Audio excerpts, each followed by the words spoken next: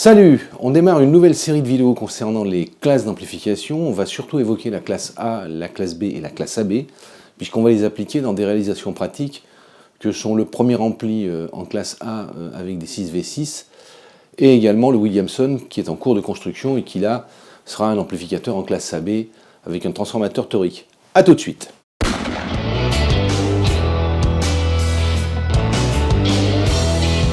Clé d'usage, de donner aux étages d'amplification des classes, ce qu'on appelle des classes d'amplification, c'est un moyen d'ailleurs d'identifier les étages, et ces classes sont repérées, on va dire, sont désignées par des lettres. Alors il y a de la classe A, de la classe B, on va dire,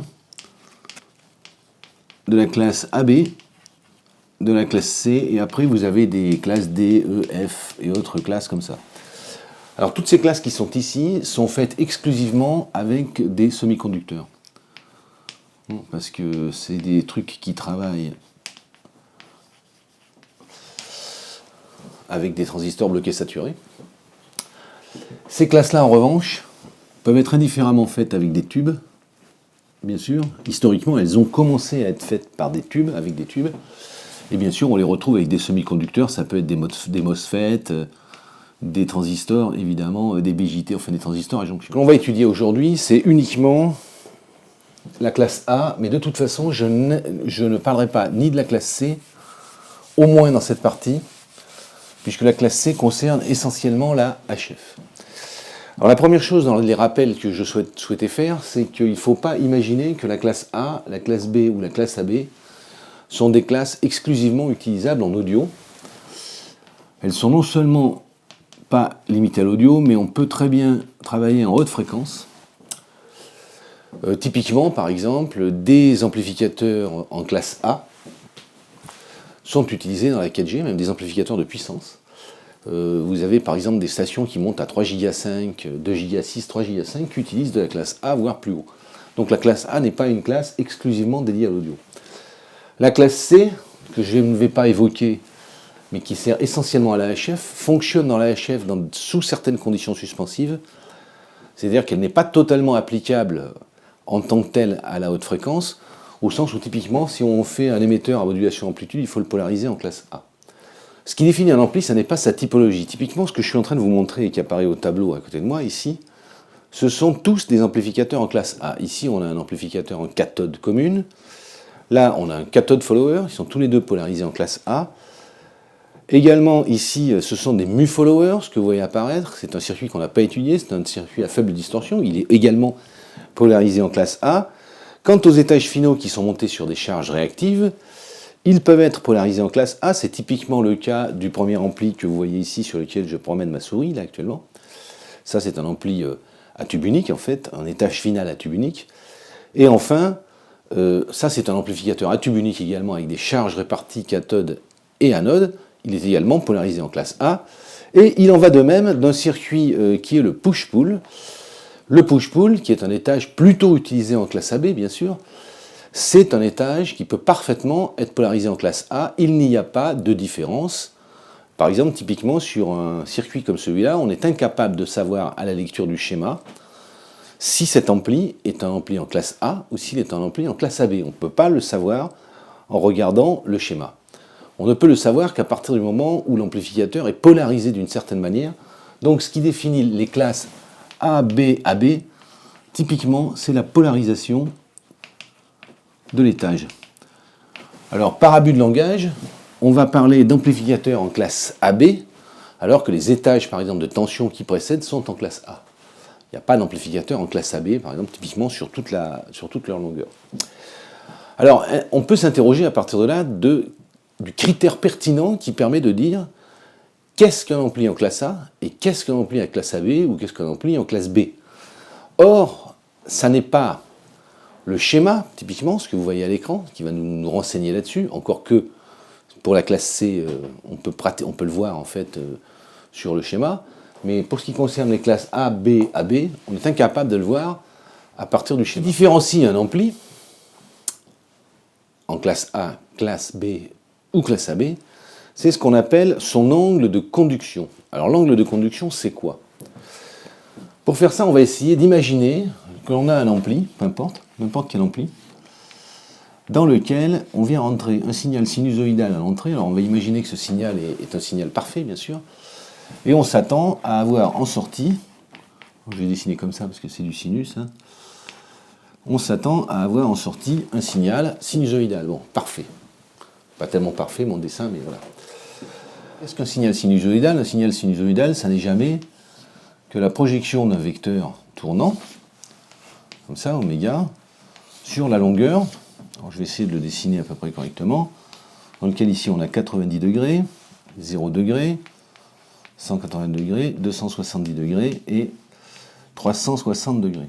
Si l'amplificateur qui est ici reproduit, je ne parle pas de distorsion pour l'instant, j'intègre pas du tout la notion de distorsion là-dedans. Hein.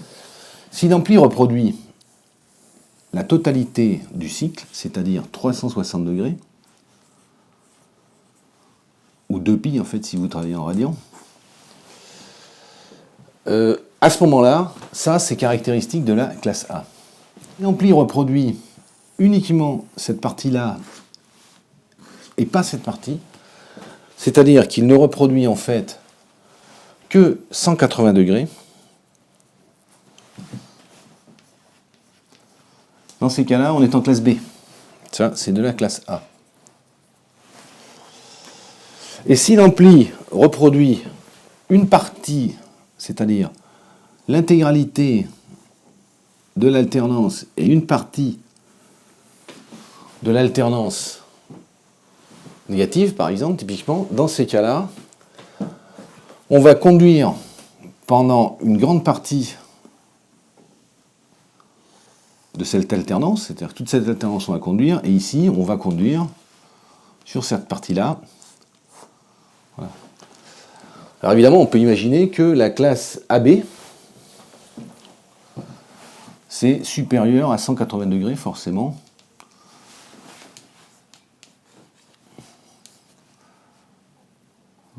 Supérieur à 180 degrés, la classe AB.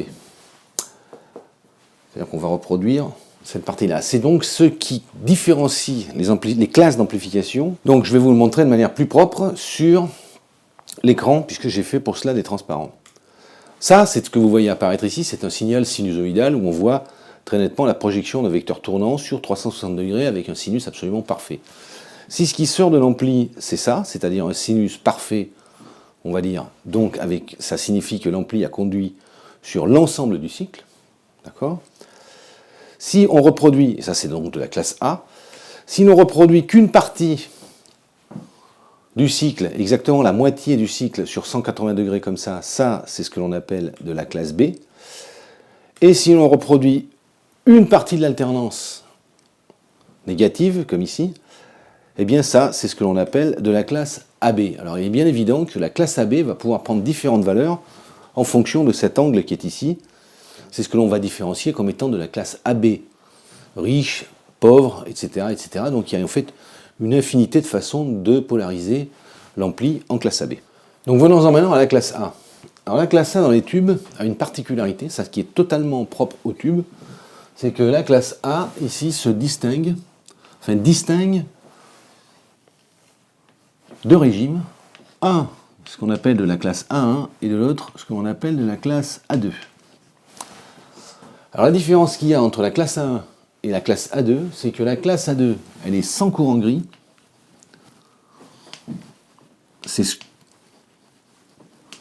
Elle est sans courant gris, et ça je vais vous expliquer pourquoi tout de suite. Et la classe A2, elle est avec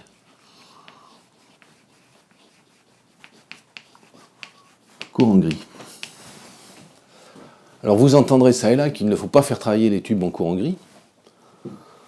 Sur les tubes de puissance, typiquement, il est parfaitement possible de les piloter en courant gris, mais on va voir, enfin on verra dans la suite des vidéos que ceci nécessite en réalité d'avoir des drivers adaptés. Alors comment peut-on polariser un ampli en classe A, B ou AB? Ce qui distingue en fait la classe d'amplification dans un ampli, c'est le point de fonctionnement. Alors on va prendre un dessin tout à fait classique, hein, que vous connaissez par cœur maintenant, c'est résistance d'anode, une triode, on va commencer par une triode, comme ça reliée à la masse. Et pour polariser cette triode, ce que l'on va faire là, on ne va pas utiliser de la polarisation automatique, on va simplement la raccorder ici au travers d'une résistance de gris avec un générateur de tension dont on peut faire varier la valeur. D'accord ? Et ici, on va donc venir mettre la haute tension. Alors, ce circuit qui est ici, que vous voyez là, il est bien évident qu'en fonction de la tension ici VG que l'on va venir appliquer, ce circuit va changer son point de polarisation. J'y reviendrai.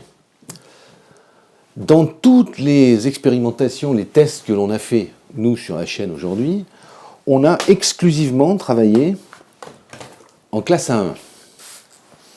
On a exclusivement travaillé en classe A1, c'est-à-dire sans courant gris, et on va continuer à travailler pour l'instant sans courant gris. Sans courant gris, ça veut dire quoi? Ça veut dire que quand on va venir appliquer, alors je vais essayer de prendre une couleur comme ça, une tension alternative à l'entrée, elle va donc venir se superposer à la polarisation. En aucun cas, la valeur de la grille ne sera positive. En aucun cas, la valeur sera positive. La VG sera toujours négatif. Ce qui veut dire qu'ici, le courant de gris est égal à 0. Donc on va s'arranger en fait pour venir polariser, si on prend le signal comme ça, par rapport au temps, on va venir mettre une polarisation de VG ici, et là on va venir superposer un courant alternatif, qui est l'entrée donc, et celle-là n'atteindra jamais, ici, puisque là on a 0 volts, on n'aura pas, par exemple, en aucun cas, on aura un signal qui est capable de venir dans cette zone qui fait passer le tube en courant gris. Pour l'instant, on va s'occuper de la classe A1, c'est-à-dire sans courant gris. On va voir pourquoi et quels sont les avantages de passer en classe A2. Alors jusqu'à présent, quand on a travaillé sur ce schéma, on a vu qu'il existait, et c'est avec ça qu'on a fait nos calculs, on a vu que l'on pouvait ramener ce schéma ici à un schéma en dynamique, c'est-à-dire un modèle en dynamique, on va dire, un modèle équivalent en dynamique. Et ce modèle équivalent, on considère que ça se remplace par un générateur de tension alternatif qui s'appelle -mu VG, tension de gris. Ce tube ici, on considère qu'il a une résistance interne et bien sûr qu'il est chargé avec la résistance d'anode. L'entrée étant constituée ici d'une résistance RG, avec donc VG ici. Alors ça, ce modèle que je viens de dessiner ici, il postule deux choses. Il postule que la triode est linéaire,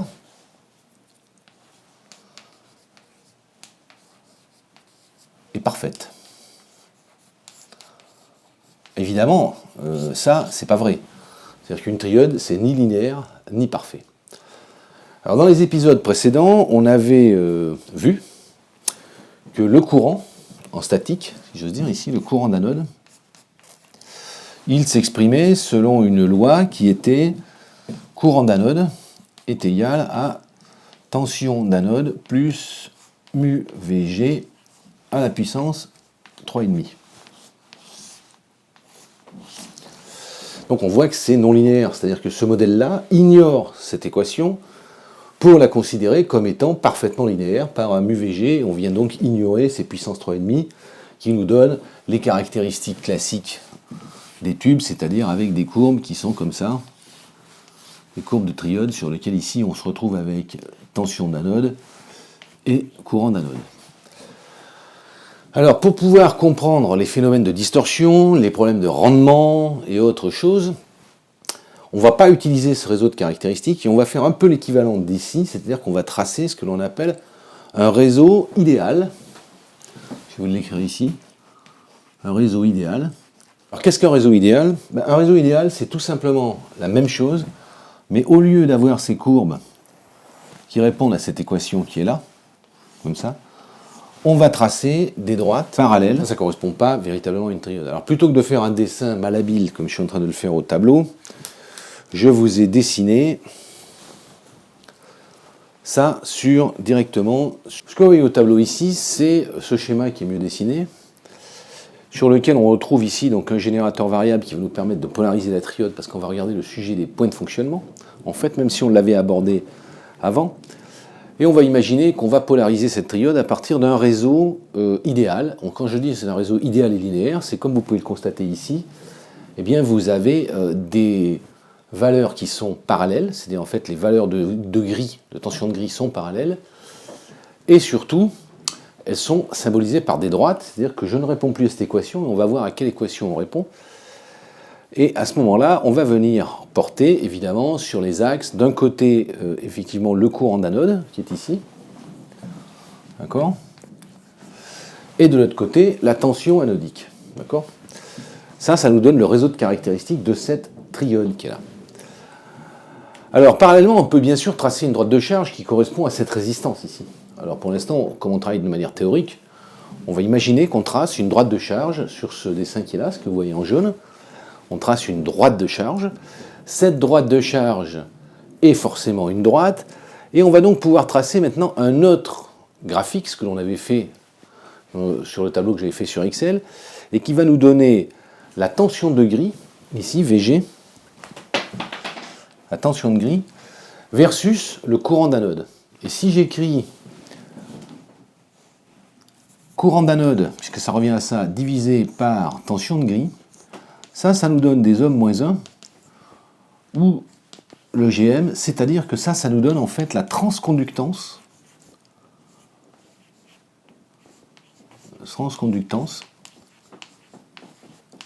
de la triode. Cette courbe que vous voyez là nous donne la transconductance de la triode. Elle est simplement liée au report des points où la droite de charge croise ici le réseau de caractéristiques. Alors évidemment, comme on est avec des droites, il est bien évident qu'à ce moment-là, cette droite qui exprime la transconductance de la triode devient une constante. Et dans ces conditions, on est parfaitement droit. Donc maintenant, je vais faire apparaître ici uniquement cette partie ici du graphique, c'est-à-dire tension de gris, courant d'anode, pardon, versus tension de gris. C'est-à-dire ce que l'on va regarder, qu'est-ce qu'on voit sur ce schéma qui est ici. On observe la variation du courant en fonction de la variation de tension de gris. D'accord ? Pour l'instant, on n'injecte pas, sur ce système-là, on n'injecte pas de tension alternative. Hein. C'est-à-dire qu'on est juste comme ça. On est en statique. De la même manière, on ne sort rien, là, pour l'instant, de cette triode. Donc, on va regarder. Alors, il y a deux points qui sont intéressants à retenir ici. Je peux vous les mettre là, directement. Il y a ce point qui est ici, là, et ce point qui est ici, là. Alors, ce point qui est ici, je vais l'appeler A, ici. Et ce point qui est ici, je vais l'appeler B, ça va vous rappeler des souvenirs. Alors, à quoi correspond A? Alors, A correspond à la valeur du courant, IA, du courant ici, quand VG est égal à 0. Le point B, ici, c'est quand B est égal à I anode,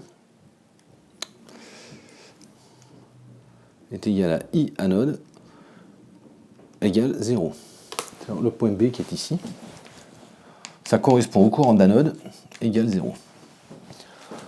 Sur la droite de charge considérée, bien sûr. Donc l'équation ici du courant versus la tension de gris, elle s'exprime tout simplement, je vais vous écrire l'équation surimposée, ici. Voilà, je vais écrire ici, I anode est égal à A0, c'est-à-dire le point qui est en haut de la courbe, là, plus B, VG. Ça veut dire quoi? Ça, c'est le point quand la grille égale 0, quand VG est égal à 0. Et ça, ce que l'on a ici, le B, c'est la transconductance de la triode.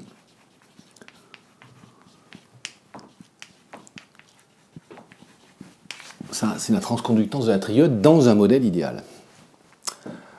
Alors, quel est l'intérêt de faire ça? C'est qu'évidemment, on va comprendre pourquoi on a de la distorsion. Or, ce modèle-là, on a remplacé, alors je vais effacer ça tout de suite,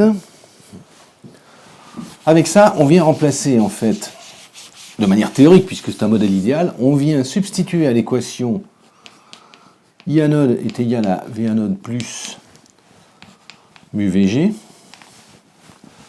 par I anode est égal à A plus B Vg.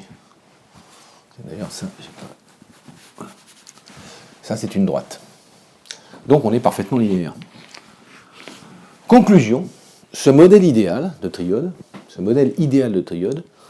va engendrer, du fait qu'on traverse ce type d'équation, une distorsion. La distorsion de ce modèle idéal, dans ces cas-là, cette distorsion est égale à 0%, puisqu'on n'a absolument pas modifié le signal si on venait injecter ici un signal alterné. Donc, dans le meilleur des mondes, ici, si on vient injecter sur un point de polarisation de Vg, ce que vous voyez ici, un signal alternatif, je retrouve un signal parfait. Alors on peut dire ici que cet amplificateur est polarisé en classe A. Pourquoi? Parce que le choix du point de polarisation qui se trouve ici, en fait, à aucun moment les signaux ne sont déformés, c'est-à-dire qu'on voit bien que ce système ici reproduit totalement et intégralement le cycle. Du fait que le courant traverse cette résistance, que l'on va obtenir ici en sortie, ben c'est forcément un signal sinusoïdal parfait. Et ça, c'est typiquement le cas de quelque chose qui a été polarisé en classe A. Alors, si bien sûr on venait à décaler ce point de polarisation quelque part ici, par exemple, bien, dans ces conditions, on aurait un signal qui irait comme ça, et en sortie, évidemment, dans ces cas-là, on aurait un signal qui serait uniquement une alternance, et dans ces cas-là, l'équipement reproduirait uniquement 180 degrés. On serait donc en classe B. Mais ce qui va nous intéresser, c'est la distorsion, parce que certains d'entre vous m'ont posé la question de savoir pourquoi la triode générait plutôt de la H2. Et ça, je vais y venir tout de suite. Alors il nous reste à voir ça sur une vraie triode. Alors ça, c'est la caractéristique d'une vraie triode que vous voyez au tableau. Sur une vraie triode, les caractéristiques, évidemment, sont différentes. Si l'on regarde les caractéristiques qui sont près du 0 volt, ce que vous voyez ici, et les caractéristiques qui sont avec le recul de grille le plus important, eh bien finalement, ces caractéristiques ne sont ni parallèles et certainement pas équidistantes comme on l'avait sur notre modèle théorique. La conséquence, c'est qu'on ne va pas obtenir une droite. Alors deuxième sujet, quand on vient tracer une droite de charge comme ça sur un tube, bon j'ai fait une droite de charge totalement arbitraire à 250 volts, 2 milli, un truc comme ça, je crois que ça correspond à 47 kΩ si mes souvenirs sont bons, ça va nous donner une parabole.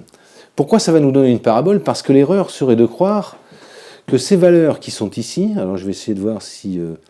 voilà, ces valeurs que vous avez là, ici, ne sont pas discrètes en fait. C'est-à-dire ces valeurs ici ne sont pas des valeurs espacées d'1,5 volts ou de 0,5 volts. Elles sont discrètes au sens où on a fait les relevés tous les 0,5 volts. Mais la tension de grille ici peut prendre n'importe quelle valeur sur toute la longueur qui est là. Ce qui est normal, sur toute la longueur de la droite de charge. Si on représente ce schéma en 3 dimensions, puisqu'en réalité c'est un schéma en 3 dimensions, alors plutôt que de faire un schéma approximatif au tableau, j'ai reproduit ici ce schéma en 3 dimensions sous Inkscape. Et on voit bien que quand on vient tracer une droite de charge droite, comme on l'a fait sur le schéma précédent ici, bien en fait, du fait que l'on est sur une courbe qui a tendance à s'incurver, comme vous le voyez ici, bien du coup on va obtenir quelque chose de parabolique. Ce qui ne serait pas le cas si on avait des droites, ce qui n'était pas le cas si on avait uniquement des droites et non pas ces courbes qui ne sont absolument pas linéaires. Et la conséquence, c'est que ça va nous donner une parabole. Et la parabole que vous voyez ici, elle fait que les deux alternances que vous voyez là, A et B, sont dissymétriques. La conséquence de ce qu'on vient de voir, cette dissymétrie du signal, elle est liée, comme on le voit ici, sur la courbe, comme cela. C'est-à-dire qu'on va avoir ici un point de repos, quelque part, et on va avoir une forme d'onde qui fait ça, on va dire, si j'essaye de le dessiner correctement. Donc ça veut dire que l'on a une courbe qui fait ça. Voilà.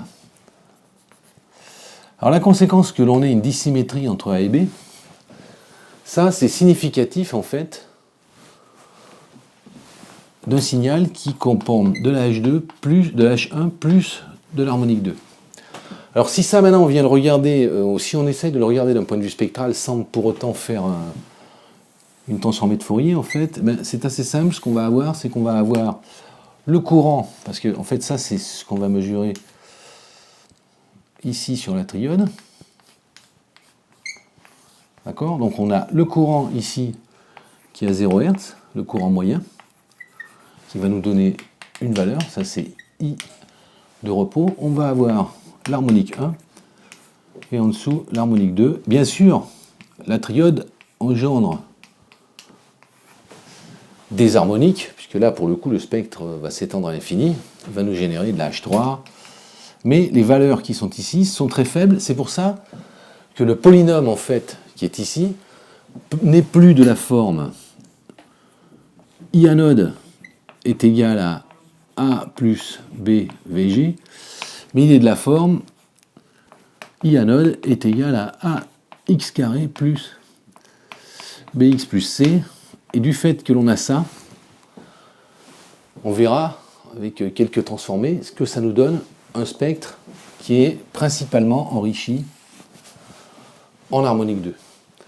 Ça s'explique par le polynôme